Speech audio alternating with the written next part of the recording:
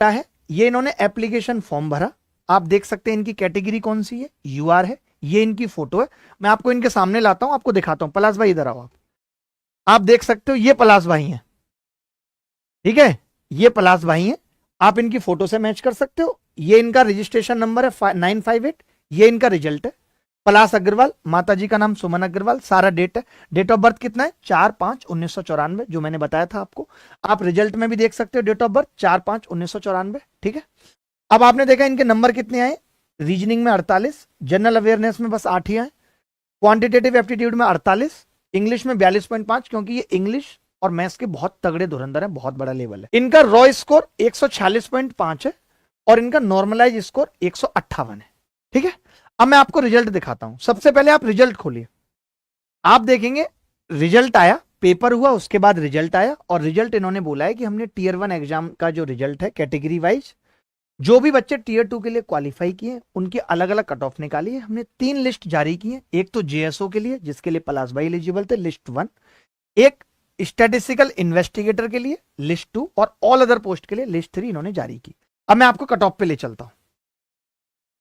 अब आप cut off देख सकते हैं, ये कट ऑफ है लिस्ट 1 की। लिस्ट 1 कौन सी, यानी कि जेएसओ की, उसकी यूआर कैटेगरी की कट ऑफ कितनी है 167 कट ऑफ है। और टोटल बच्चे कितने देखते रहना, 18,436 लोगों को इन्होंने क्वालिफाई किया। बिल्कुल सही बात है, आगे बढ़ते हैं। अब आप देखेंगे ये लिस्ट 2 है, जिससे हमें मतलब नहीं है क्योंकि उसके लिए एलिजिबल भी नहीं थे, 170 इसकी कट ऑफ है, ठीक है, आगे बढ़ते हैं।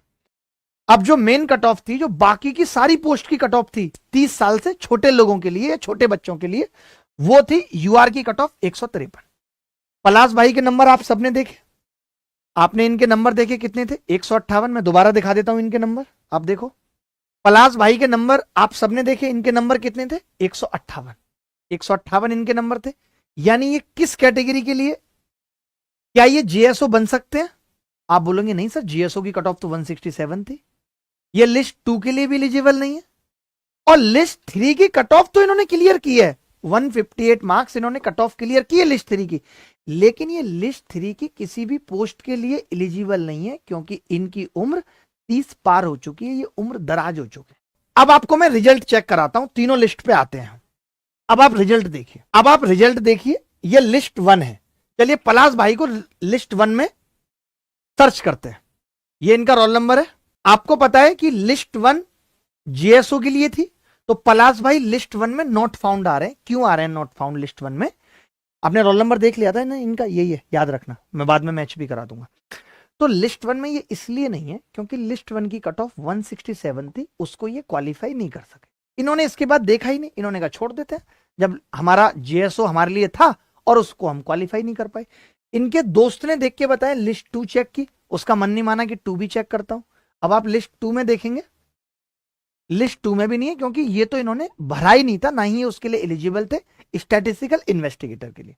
रोल नंबर 600 500 50 41 पलाश अग्रवाल, फादर का नाम हेमंत अग्रवाल, मदर का नाम सुमन अग्रवाल, इनकी डेट ऑफ बर्थ 4 5 9 और 9 इनकी कैटेगरी है, जो यूआर की कैटेगरी है। तो मैं एसएससी से ये पूछना चाहता हूं कि आपने इन्हें लिस्ट 3 में क्वालिफाई तो करा दिया, क्या ये लिस्ट 3 की किसी भी पोस्ट के लिए एलिजिबल हैं? नहीं, तो आप इनका मेंस लेना क्यों चाहते हैं? इनका खुद का कहना यह है कि मैं लिस्ट 3 में आ गया हूं, मैंने खुद ही कट ऑफ बढ़ा दी, जबकि मैं किसी भी पोस्ट के लिए एलिजिबल नहीं हूं। अब ये भाई चाहें तो ये अभी मेंस की भी कट ऑफ बढ़ा सकते हैं नहीं? बताइए, अगर ये मेंस देंगे, पोस्ट इनको कोई मिलनी नहीं है, लेकिन कट ऑफ तो बढ़ा सकते हैं ये।